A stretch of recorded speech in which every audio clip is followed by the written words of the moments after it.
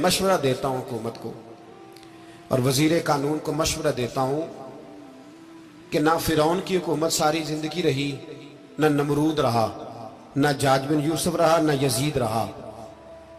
और यार दरबारी बन के हुक्मरानों की चापलूसी करते करते तुम यहां तक आ गए हो कि अब नबी पाक की इज्जत को हाथ डालना शुरू कर दिया है।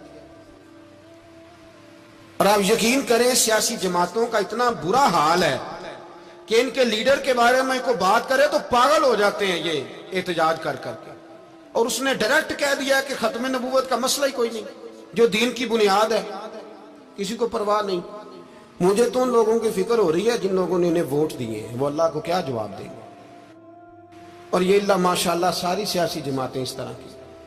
और मेरा वजीर कानून साहब को भी मशवरा है कि जिंदगी बड़ी थोड़ी है, बड़ी थोड़ी। अल्लाह सबको माफ करता है, अपने रसूल के गद्दारों को माफ नहीं करता।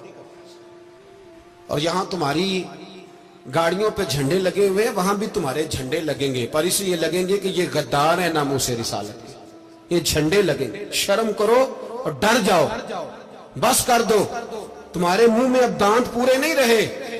कोई शुगर का मरीज है तो कोई ब्लड प्रेशर का, तो कोई हार्ट का, तो कोई कैंसर का। शर्म करो और अपनी कब्र की भी थोड़ी सी फिक्र करो। बताओ पाकिस्तान के कितने सदर गुजरे, वजीर आजम गुजरे, तो उनकी कब्रें कहां हैं? कोई जाता है उनकी कब्रों पे? किसी को खबर है? क्यों अपने लिए जहन्नम इकट्ठी करते? सारा कुछ दुनियादारी रह गई है, सारा कुछ सिर्फ यही रह गया। हजरत अबू बकर सरदार थे, हजरत उमर सरदार थे कबीले, हजरत उस्मान सरदार थे। उन्होंने सरदारियों को ठोकर मार के रसूलुल्लाह के कदमों में बैठना पसंद किया। सरदारियां छोड़ के गुलाम बन गए। तुम सरदारियां बचाने के लिए रसूलुल्लाह की गद्दारी करते हो, शर्म नहीं आती। और काम शिकवा है मुझे इन लोगों से जो मौलवी तो कह देते हैं तू सियासत नकार, और किसी सियासतदान को मना नहीं करते कि जब तुझे सूरत फातिहा भी नहीं आती तो तुझे किसने इजाजत दिया इतनी बड़ी बात। और मैंने पिछले से पिछले जुम्मे भी कहा था, फिर कहता हूं और ऑन दी रिकॉर्ड कहता हूं, मरज़ई कल भी काफिर थे, आज भी काफिर और कयामत तक। और जो उनके कुफर में शक करे वो भी, और पक्का बेईमान है, काफिर है। वो वजीर कानून हो या सुबाई हो या विफाकी हो, मन शक्का फी कुफर ही फकत कफर।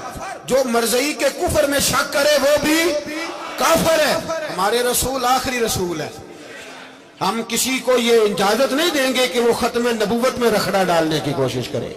हम किसी को ये इजाजत है। और तुमने कौम को लूटा, लूटते रहो, अब ईमान पे डाके तो ना डालो। तुम्हें दौलत लूट के पेट नहीं भरा, अब ईमान लूटना शुरू कर लिया। तुम्हारा फैक्ट्रियां लूटकर, कौमी खजाना लूटकर पेट नहीं भरा। भाई मानो अब दीन बेचकर अपनी हुकूमतें पक्की करोगे। और वो लोग भी तैयार हो जाएं जो इन बेईमानों को मुंतखब करते हैं, उनसे भी सवाल करेगा खत्म नबुव्वत का मौजू कयामत के दिन कि तुम बताओ। इनको सपोर्ट करते थे जो रसूलुल्लाह सल्लल्लाहु अलैहि वसल्लम के बाद भी किसी नबी को नबी मानना दुरुस्त जानते थे। शर्म आनी चाहिए, ख्याल होना चाहिए। और मैंने कहा कि हमारा दिल नहीं चाहता, आप यकीन करें, हमें शौक है जुलूस निकालने का, तुम्हारे खिलाफ बातें करने का।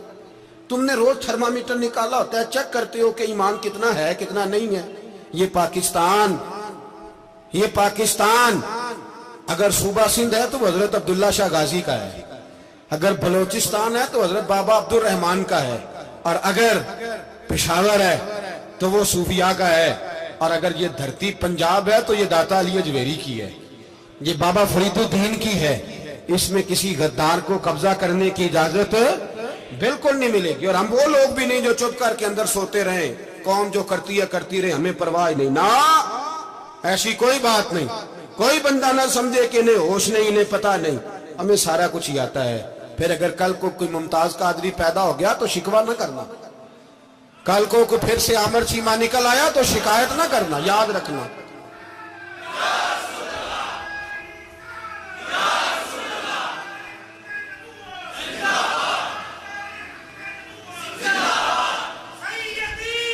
तो मेरे भाई खोल के बोल, या नबी रसूल के बोल।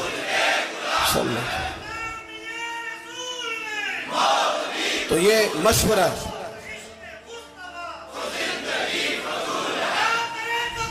جزاک اللہ، تو یہ تمہیں مشورہ ہے.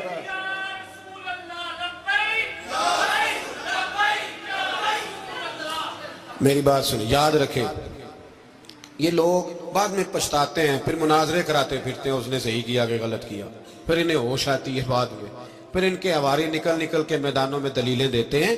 اس لیے ہمارا مشورہ ہے انہیں کہ یہ اپنی حد میں رہیں، اور جو کام تمہارے ذمہ، میں نے کہا نا تم نے بڑا لوٹا، یہ قوم روز تمہیں موقع دیتی ہے لوٹنے کا، یہ موقع دیتی ہے، تو تم نے دولت لوٹ کے پیٹ نہیں بھرے، اب ایمان لوٹنے کے چکر میں آ گئے ہو. یاد رکھو، مسلمان گناہگار ہیں، غدار نہیں ہے. تمہیں دولت لوٹنے کا تو شاید موقع مل گیا ہے، پر ایمان لوٹنے کا موقع نہیں ملے گا. تو اس لیے اس کو لگام دو. اور ویسے بھی کتا جو پالتو ہوتا ہے نا، اس کو گھر کے اندر سنگلی سے باندھ کے رکھنا چاہیے. یہ تمہارے بوٹ چاٹتے ہیں، بھونکتے ہیں تمہارے حق میں، وزارتیں لیتے ہیں.